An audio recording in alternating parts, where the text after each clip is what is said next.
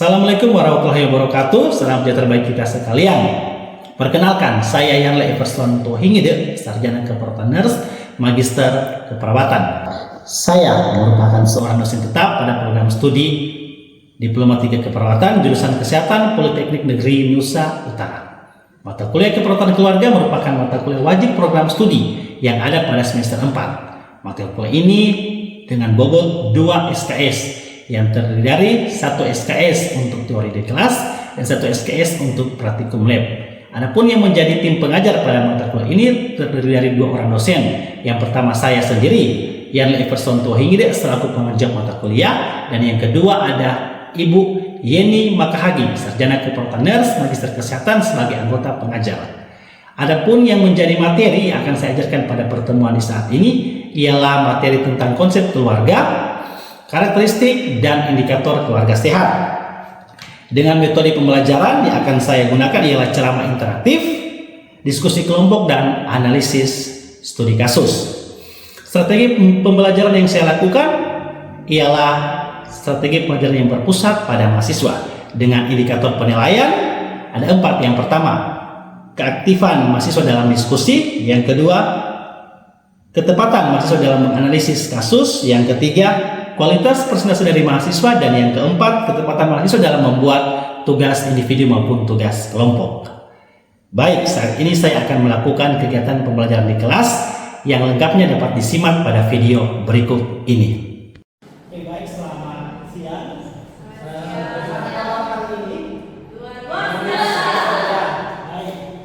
Sama saya juga dalam baik dan bersyukur ya kepada Tuhan Yang Maha Kuasa karena di saat ini kita dipertemukan lagi dalam mata kuliah keperawatan keluarga. Nah, ini pertemuan kedua ya. Setelah minggu pertama kita telah membahas terkait dengan materi konsep pelayanan prima. Nah, ini kita masuk pada materi inti pada mata kuliah ini, yaitu konsep keluarga. Di mana mahasiswa nanti akan mencapai capaian pembelajaran mata kuliah. Nah, ini sudah ada slide ya. Yang pertama terkait dengan mahasiswa mampu menguasai konsep keluarga. Itu untuk capaian dalam mata kuliah ini. Sedangkan terkait dengan sub capaian dalam mata kuliah ada 5 item di sini. Yang pertama, saya mampu menguasai konsep keluarga secara tepat. Saya mampu mengidentifikasi tipe keluarga, tahap perkembangan dan tugas perkembangan keluarga. Selanjutnya, masih mampu menguasai fungsi keluarga dan struktur keluarga. Yang keempat, masih mampu menguasai karakteristik dan indikator keluarga sehat. Serta yang kelima, ada capaian pembelajaran terkait dengan masih mampu menyusun hasil analisis sesuai studi kasus. Adapun yang menjadi indikator penilaian ada 4 di sini. Yang pertama, keaktifan dalam diskusi, ketepatan analisis kasus, bagaimana kualitas presentasi Anda, dan yang keempat, ketepatan dalam membuat tugas mandiri dari kelompok. Oke, kita masuk saja pada materi. Absen nanti dilihat di grup ya. Nah, untuk absennya kalian sudah bagikan link absennya di grup kelasnya. Nanti kalian bisa mengakses. Oke, pada mata kuliah ini ada pengantar dulu sebelum kita lebih jauh membahas terkait dengan apa sih itu konsep keluarga ya. Nah, di sini ada sebagai pengantar ada contoh nyata pasien hipertensi. Karena hipertensi sekarang menjadi penyakit yang umum ya, sudah banyak penderita hipertensi dikarenakan berbagai hal. Di sini ada permasalahan. Coba kalian saja berpikir mengapa pasien hipertensi padahal sudah dirawat tetapi tetap kambuh ya. Nah, itu mungkin dikarenakan karena keluarga yang belum memahami terkait dengan edukasi dia negara. Karena kita hidup di daerah kepulauan, masyarakat pesisir, umumnya konsumsi ikan asin itu banyak ya. Nah, sehingga pentingnya keluarga ini mampu modifikasi diet terkait dengan diet negara. Yang kedua, tentunya sealangkah baiknya keluarga harus mampu bertindak sebagai pengawas minum obat dan makanan ya. Dan yang ketiga, tentunya keluarga harus mampu memanfaatkan fasilitas kesehatan. Nah, kita lihat dari contoh sederhana tersebut bahwa keberhasilan pelayanan kesehatan tidak hanya bergantung pada pasien atau pada anggota keluarga yang sakit, tetapi dipengaruhi oleh kemampuan keluarga menjalankan fungsi kesehatan. Nah, fungsi kesehatan keluarga di situ ada 5 tugas kesehatan keluarga. Ketika keluarga mampu menjalankan otomatis fungsi kesehatan keluarga tersebut akan mampu dimanfaatkan secara maksimal. Selanjutnya ada definisi keluarga dari Undang-Undang Nomor 52. Keluarga juga merupakan unit kecil dari masyarakat yang terdiri dari suami istri atau suami istri dan anaknya atau suami dan anaknya atau istri dan anaknya. Dan terakhir, menurut Friedman ini agak lain ya.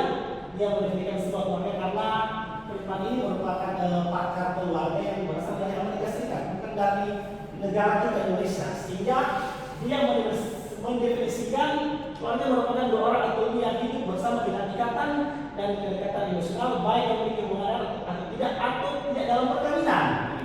Kalau di negara kita bisa disebut keluarga ya orang yang sudah menikah. Kalau hidup bersama tanpa pernikahan itu tidak disebut keluarga. Namun karena Friedman ini budaya mereka lain, mereka berada luar negeri. Nah, jadi menurutnya orang yang hidup tanpa ada ikatan darah atau tanpa perkawinan itu tetap disebut keluarga yang pasti sudah hidup dan tinggal bersama.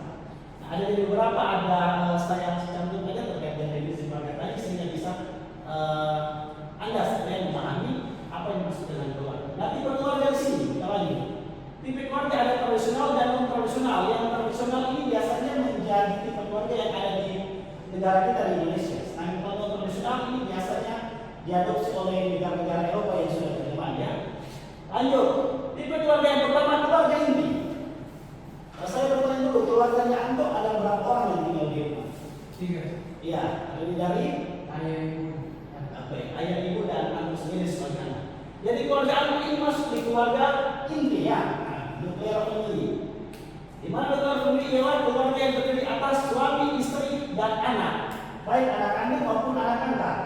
Kalau misalkan di keluarga Fania, misalkan ada oma opa, itu tidak masuk di keluarga inti. Karena keluarga inti ialah ayah, ibu, dan kedua anak. Kalau misalkan di keluarga laki ada pamannya yang tinggal, tidak masuk juga keluarga inti, itu masuk di keluarga besar. Karena keluarga inti syaratnya harus ayah, ibu, suami, istri, dan anaknya. Entah berapa anaknya, anaknya 10 kah, anaknya 9 kah, pasti itu anak kandung atau anak angkat. Tidak ada penambahan anggota keluarga lain yang kita masuk di keluarga inti. Tipe keluarga yang kedua, tipe nuclear family, keluarga dari suami istri dan keluarga dari atas suami dan istri tanpa anak. Ini biasanya terjadi pada keluarga yang baru nikah.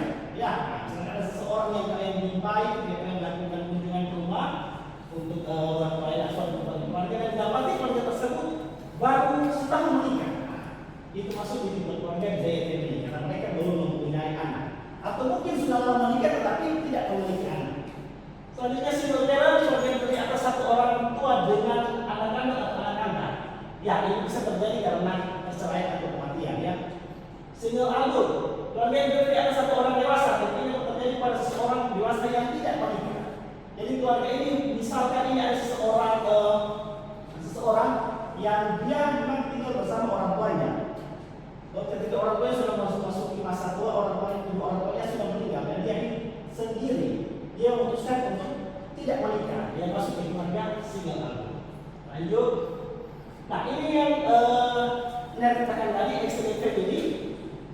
Di luar keluarga inti ya. Jadi kalau di rumahmu itu ada oma dan opa, ada paman bibi, itu masuk di keluarga besar extended family. Tipe keluarga yang keenam, middle age or elderly couple. Orang tua yang tinggal sendiri di rumah, baik suami istri atau keduanya, karena anak-anaknya sudah menikah. Ini biasanya pada keluarga lansia terjadi. Misalkan ada keluarga yang memang ketika kalian melakukan kunjungan ke rumah untuk melakukan asuhan kekuatan keluarga, kalian mendapati di keluarga tersebut hanya ada oma dan opa. Ketika kalian melakukan wawancara, ternyata kedua anaknya sudah menikah dan tinggal terpisah. Jadi keluarga tersebut masuk di keluarga yang keenam. Yang ketujuh, network family, beberapa keluarga yang tinggal bersama dan menggunakan barang-barang perayaan seperti dapur dan rumah yang sama. Misalkan ini dalam satu keluarga dalam satu rumah ada dua keluarga. Ya, misalkan saya sudah menikah, terus kakak saya juga sudah menikah. Jadi di situ ada dua keluarga, ditambah keluarga orang tua saya menjadi 3 keluarga. Itu masuk di tipe keluarga kin network family. Oke, lanjut. Nah, ini tipe keluarga non-tradisional yang memang tidak cocok diterapkan di negara kita karena terkait dengan nilai dan norma yang terkait dengan budaya juga. Tipe keluarga seperti ini, seperti gay, lesbian family itu sangat tidak cocoknya diterapkan di negara kita. Makanya ini masuk dalam tipe keluarga non tradisional. Unmarried parent and child family, keluarga yang terdiri atas orang tua dan anak dan hubungan tanpa nikah. Kalau di Indonesia ini tidak bisa disebut keluarga. Next, ya ini foster family, homeless family, keluarga gelandangan ya, atau geng. Nah ini biasanya terjadi para ikatan komunitas tertentu. Ya, iya. Misalkan Yakuza ya. Geng mafia juta itu mereka siapapun tidak ada hubungan darah, mereka sudah membentuk suatu komunitas, mereka juga bisa disebut keluarga, termasuk di keluarga non tradisional. Kita lanjut. Ada pun yang menjadi tahap perkembangan keluarga. Nah, untuk menilai atau mengidentifikasi tahap perkembangan keluarga ini dihitung dari usia anak pertama. Dalam keluarga Karaki ada berapa orang? Ada ayah dan ibu ya. Selain itu Karaki. Oh, cuma Karaki sendiri. Untuk menentukan itu kita lihat umur dari anak pertama. Nah, kalau di keluarga tersebut, di keluarganya Karaki hanya ada Karaki sendiri, umur Karaki sekarang berapa? 19 tahun. Jadi Karaki masuk di tahap perkembangan keluarga dengan anak usia remaja. Karena anak usia remaja syaratnya ialah anak pertama berusia 14 sampai 20 tahun. Kalau di keluarga adik, iya, berapa orang yang meninggal? 4 orang. Iya, ayah dan ibu terus. Kakak dengan. Iya, kalau kakak usia berapa tahun? 26. Sudah menikah kakak? Belum.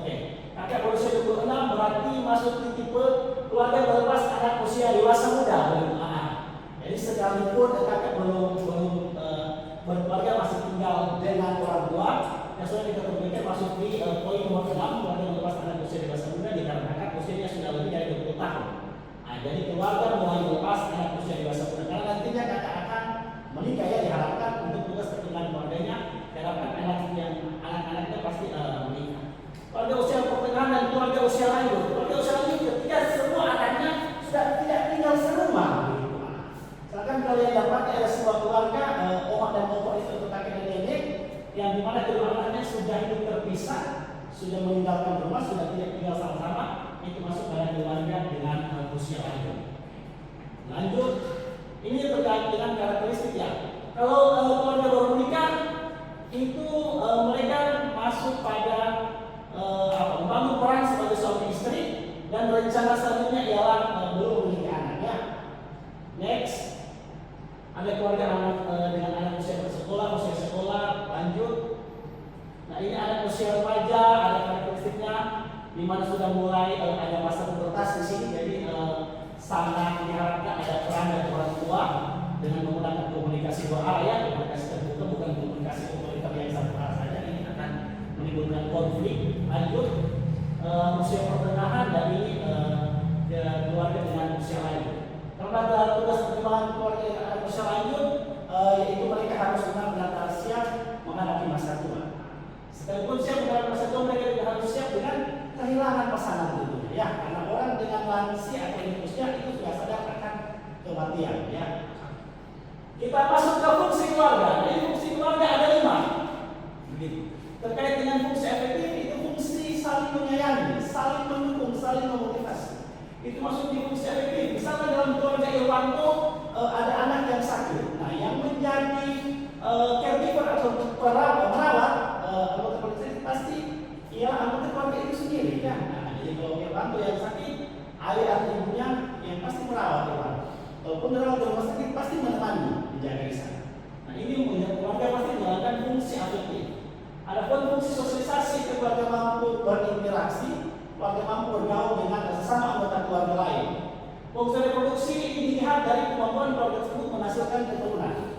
Fungsi ekonomi bukan dilihat dari keluarga mampu makan, keluarga mampu mendapatkan kepentingan yang baik, tapi dilihat dari bagaimana keluarga tersebut memiliki jaminan kesehatan. Yang kelima, fungsi perawatan kesehatan.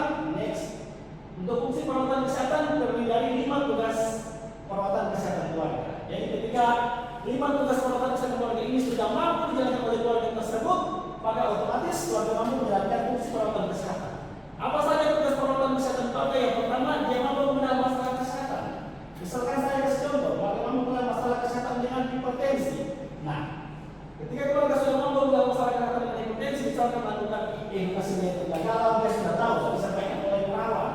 Dia sudah tahu bagaimana cara minum obat yang tepat dan benar pada saat hipertensi. Dia tahu bagaimana cara mengontrol tekanan darah. Otomatis keluarga akan mengambil sebuah keputusan. Keputusan apa yang dia lakukan? Nah, dia harus merawat anggota keluarga yang sakit.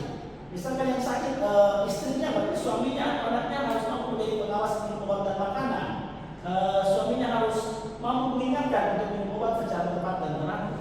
Modifikasi lingkungan rumah yang sehat ini dapat kita lihat nyata kalau para pasien yang hipertensi itu ketika mereka tidak minum obat, gejala yang muncul pasti adalah pusing dan sakit kepala. Ini harus kita antisipasi karena pada pasien-pasien tersebut ketika membiarkan lantai rumah yang licin atau penerangan rumah yang kurang terang, ini bisa menimbulkan resiko jantung pada pasien tersebut.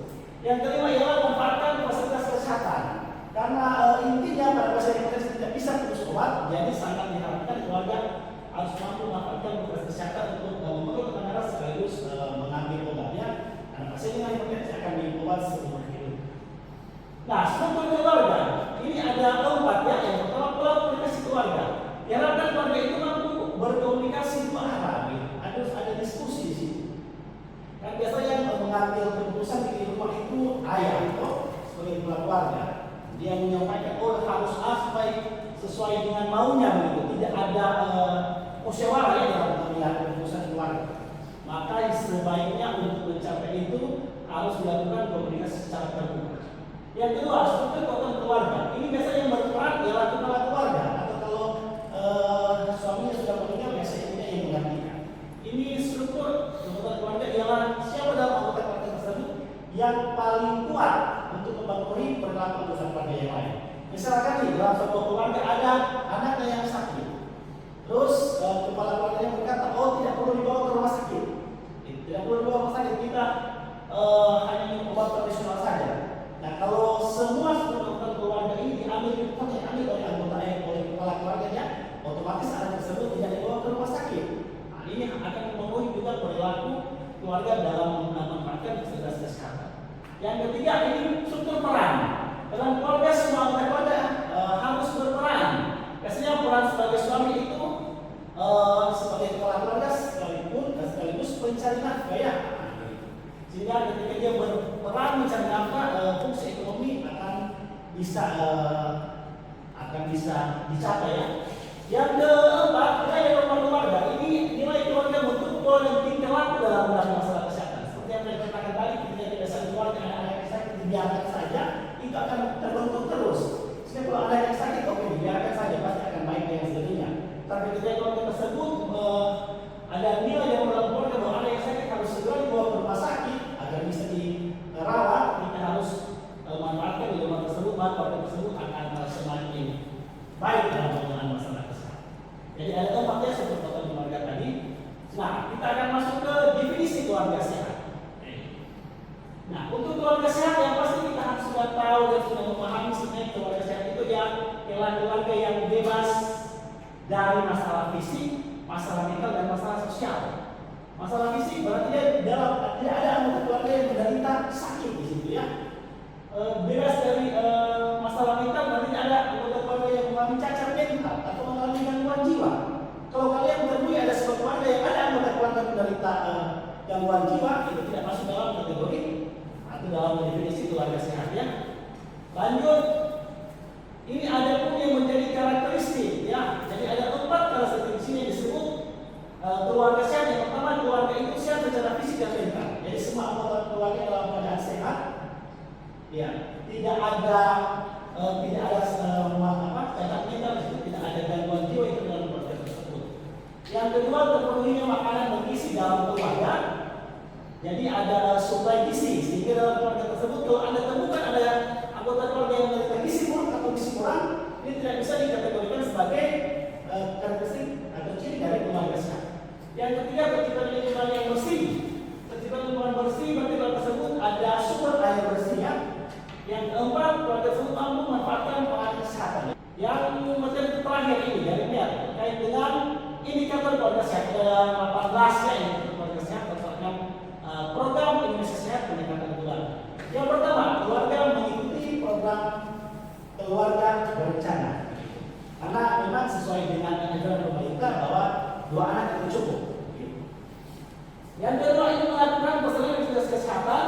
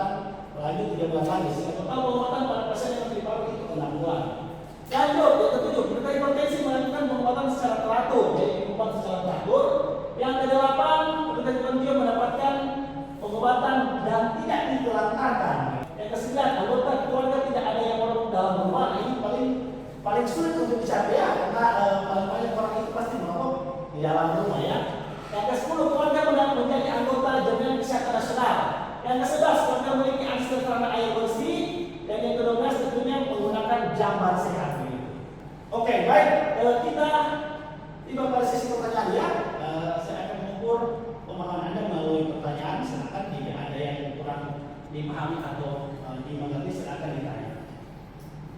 Oh ya, silakan Pak Lia. Oke.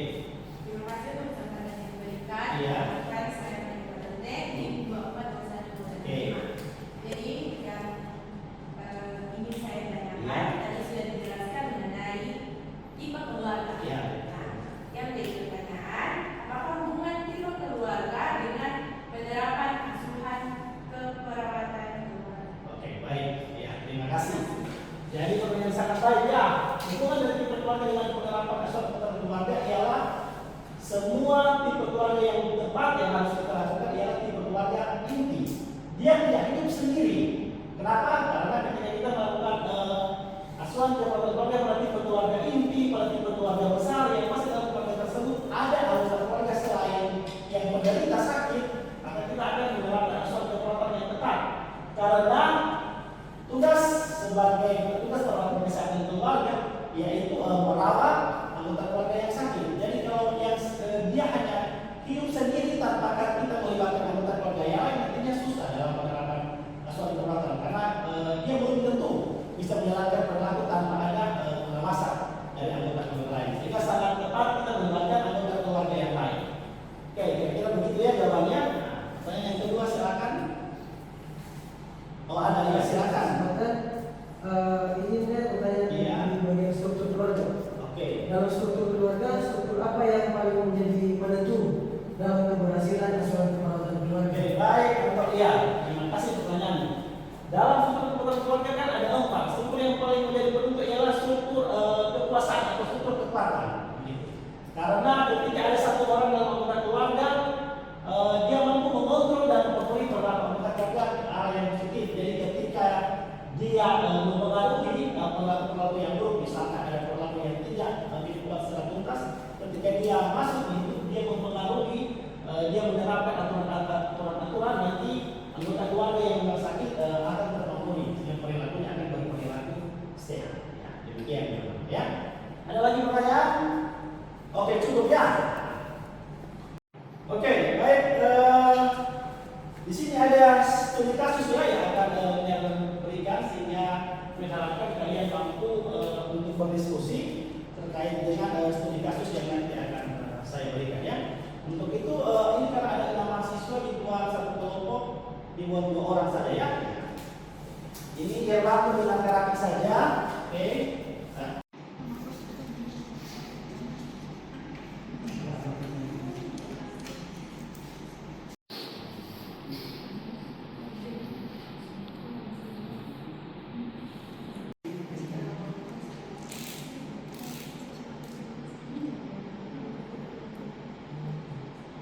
Oke, baik, itu sudah selesai ya. Nah, jadi ketika ada satu kelompok memaparkan, yang lain boleh mendengar, mungkin ada hasil dari diskusi yang berbeda nanti disampaikan ya. Kelompok dari Irwan saja mengenai studi kasus yang pertama terkait dengan konsep keluarga. Silakan. Terima kasih atas kesempatan. Saya akan menyampaikan hasil diskusi dari kelompok kami. Iya. Bukan yang pertama tipe keluarga, itu keluarga besar. Oke. Yang terdiri dari ayah, ibu, anak. Ya. Dan ini kita Ya, kemudian dalam bersama keluarga dengan anak remaja karena usia anak pertama 19 tahun. Oke. Kemudian untuk struktur keluarga, kekuasaan dominasi ayah sebagai kepala keluarga untuk mengambil keputusan sehari-hari baik di rumah ini. Oke. Untuk fungsi afektif kurang optimal karena waktu kebersamaan dan komunikasi belum. Ya. Untuk fungsi sosialisasi kurang optimal juga, terlihat dari perilaku budi yang lebih banyak menggunakan gawai. Akan gawai ya. Untuk fungsi ekonomi cukup terpenuhi melalui pekerjaan ayah sebagai nelayan. Ya. Untuk fungsi reproduksi kalau terpenuhi karena sudah memiliki Sudah dua anak. ya. Dan untuk fungsi perawatan kesehatan belum optimal karena nenek dengan hipertensi memerlukan pemantauan rutin dan pendampingan kesehatan keluarga. Oke. Baik, terima kasih ya untuk analisis. Sudah sama ya? Atau bagaimana? Ada beda? Sama ya? Oke, baik. Lanjut kita akan ke studi kasus yang kedua terkait dengan keluarga sehat ya. Oke, silakan kelompok 2 silakan untuk memaparkan hasil analisisnya. Terima kasih atas kesempatan yang diberikan. Saat ini saya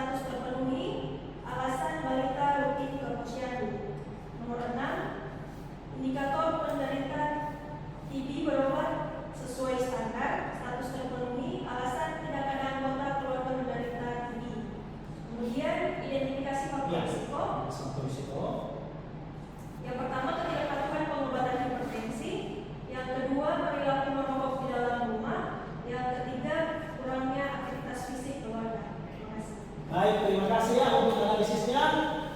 Sudah ada 2 kasus yang memberikan dan semuanya disimpulkan sudah mampu mengidentifikasi ya melakukan analisis yang tepat sesuai dengan studi kasus tersebut. Oke, balik lagi ke slide PowerPoint karena di sini untuk tugas ada tugasnya. Ya. Ini ada tugas individu ya. Jadi sebelum kita akan membahas terkait dengan asuhan untuk keperawatan keluarga pada pertemuan di minggu depan pada pertemuan yang ketiga, kita akan belajar dulu memperkuat fondasi kita terkait dengan konsep keperawatan keluarga. Maka ada tugas yang sudah mendengar posting di Google Classroom, nanti bisa diaksesnya. Tugasnya itu terkait dengan Anda diberikan kesempatan untuk mengkaji keluarga masing-masing.